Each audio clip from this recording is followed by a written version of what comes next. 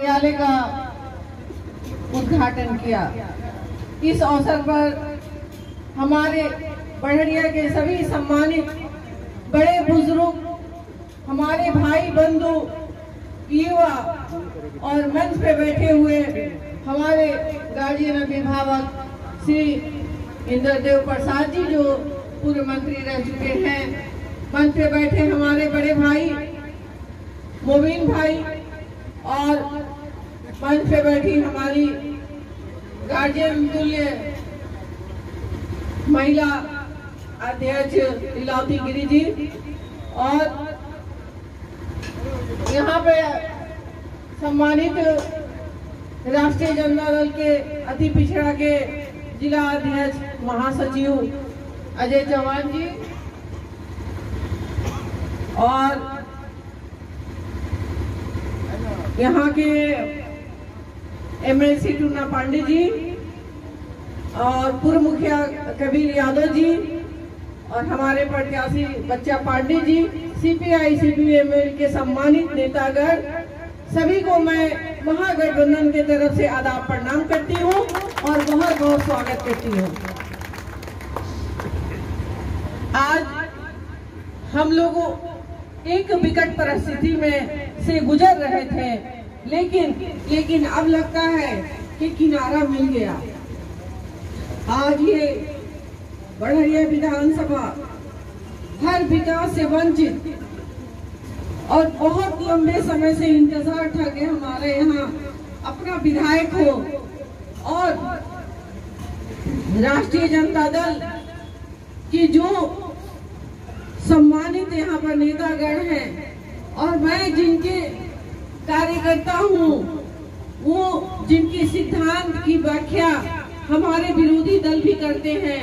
हमारा सिद्धांत है महागठबंधन में जितने भी दल हैं वो सब हमारे लिए सम्मानीय हैं। मैं उनके कंधे से कंधे मिलाकर महागठबंधन के सरकार को बनाना है, तेजस्वी को मुख्यमंत्री बनाना है, यही हमारा लक्ष्य है।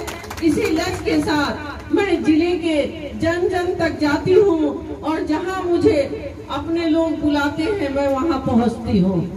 मैं ये नहीं समझती हूँ कि मैं कोई नेता हूँ, नेत्री हूँ। मैं अपने आप को एक छोटी सी वर्कर देखती हूँ और मैं चाहती हूँ कि ये जो मेरा वर्कर का जो सम्मान है वो हमेशा बना रहे।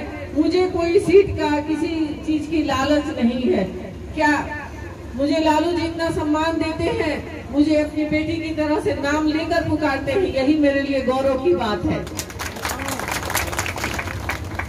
मेरे राष्ट्रीय जनता दल के महागठबंधन के जितने भी नेतागण हैं, मैं चाहती हूँ जितने बड़े बुजुर्ग हैं मुझे मेरे नाम से पुकारें। मुझे बहुत गर्व होता है, मुझे खुशी होती है। रह गई सरकार की बात जो वर्तमान में बिहार सरकार में एनडीए का है, आज उनकी वजह से हम सभी महिलाएं कितनी त्रस्त हैं। हमारी जैसी महिलाएं जो आंगनबाड़ी सेविका है, सहायिका हैं या हमारी टीचर हैं जो अपनी मांग को लेकर पटना जाती हैं, तो उन्हें अपमानित करके लाठियां बरसाई जाती है उनके ऊपर। हमारे भाई बंधु जाते हैं अपनी नौकरी के लिए, हक हकूक की मांग को लेकर उन पे लाठियां बरसाई जाती है और कहते हैं कि हमने बहुत विकास किए हैं। अभी हम लोग हर मार से झेलते हुए यहाँ तक पहुँचे हैं। माननीय अजय चौहान जी ने बहुत बारीकी से हर बात को एक नजर रखा, एक एक वर्ड को उन्होंने सजा कर आपके बीच में रखा। मैं तो टूटी फूटी लफ्जों में आपके सामने खास खास बातों पर तवज्जो देना चाहती हूँ। जैसे हम लोग आज कोरोना के मार से अभी झेल ही रहे थे, हमारे कितने भाई बंधु इस दुनिया को अलविदा कह दिए इस कोरोना के वजह से। कहीं पे वहाँ कहीं किसी हॉस्पिटल में हेल्थ का कोई उनका सुविधा नहीं है, कोई इंतजामात नहीं है। गरीब भाई बंधु को कोई बीमारी होती है, एक दवा के लिए उन्हें दर दर भटकना पड़ता है, एक डॉक्टर का लाइन में लगकर दिखाने के लिए दर दर भटकना पड़ता है। आज से 10 साल पहले भी बहुत अच्छा अच्छे थे सरकारी हॉस्पिटलों में सुविधा। आपको पता था कि आपके जब माननीय पूर्व सांसद थे तो मात्र 50 रुपए में प्राइवेट डॉक्टरों के यहाँ फीस दे के हम अच्छे से अच्छे ट्रीटमेंट करा लेते थे। सरकारी हॉस्पिटलों में कैंप करके दवाएं बांटी जाती थी। तो मुझे भी थोड़ी सी ख्वाहिश जगी थी कि मैं भी लोकसभा का चुनाव जीतूं और मैं वही दिन लाऊं अपने भाइयों बंधुओं के लिए, अपनी माओ बहनों के लिए, कि वही सुविधा उन्हें भी मिले जो पहले मिलता था, वो मान सम्मान मिले जो उन्हें मिलता था, जो जिसके वो हकदार हैं। लोग कहता है कि महिला संसार की जननी है, तो महिलाओं के साथ इतना अत्याचार क्यों हो रहा है? हमारी मासूम बहनों के साथ इतने अत्याचार क्यों हो रहे हैं? कहते थे पहले जंगल राज था, उन्हें हमने खत्म कर दिया। आज आप पेपर उठाकर देख ले, कोई भी ऐसा पेपर अछूता नहीं होगा जिसमें किसी हमारी बच्चियों के साथ घटनाएं नहीं घटी होंगी, किसी हमारे भाई बंधु को हत्या न किया गया होगा। इस वक्त कोई किसी का नाम लेने वाला नहीं है। उस वक्त तो एक ही नाम था, फला ने करवाया होगा, फला के लोग ने करवाया होगा। जिसके हम भुक्तभोगी हैं, जिसको हम झेल रहे हैं, वो हम समझते हैं, हमारे लोग समझते हैं कि हम लोग किन परिस्थितियों से गुजर रहे हैं। घटनाएं पे घटनाएं घटती जा रही हैं, फिर भी लोग कहते हैं विकास की गंगा बह रही है। आज हम गांव-गांव में जब जाते हैं तो रोडों में खंडक देखते हैं, इतने खंडक है, वहाँ कोई काम कराने वाला नहीं है। ये जो सेंट्रल गवर्नमेंट का पहले से जो पास किया हुआ जो रोड थे, जो बन गए, उसको दिखाया जाता है, उसको अपने नाम गिनवाया जाता है। आज अगर ओवर ब्रिज है आंध्र ढाला पे, वो किसकी देन है? अगर स्टेशन पे सुख सुविधा है तो वो किसकी देन है? हमारी ही सरकार की देन है। अगर माननीय लालू जी रेल मंत्री नहीं होते तो ना हमारे मशरक में रेल चक्का कारखाना लगता और ना उसमें हजारों हमारे गरीब भाइयों का रोजी रोजगार चलता। देखिए सिवान की विडंबना देखिए, 3 शुगर मिल थी जो तहस नहस हो गई, खत्म हो गई, जमीनें भी बेच दिया गया। ये किसका काम है? हमारा। आज एक सूता फैक्ट्री बचा था, उम्मीद थी कि उसमें हमारे हजारों भाइयों की नौकरी है, कम से कम उससे किसी के घर की दिया तो जलता है। आज वो भी तहस नहस कर दिया गया, खत्म कर दिया गया। कल उसको टुकड़ों में बांटकर बेच दिया जाएगा।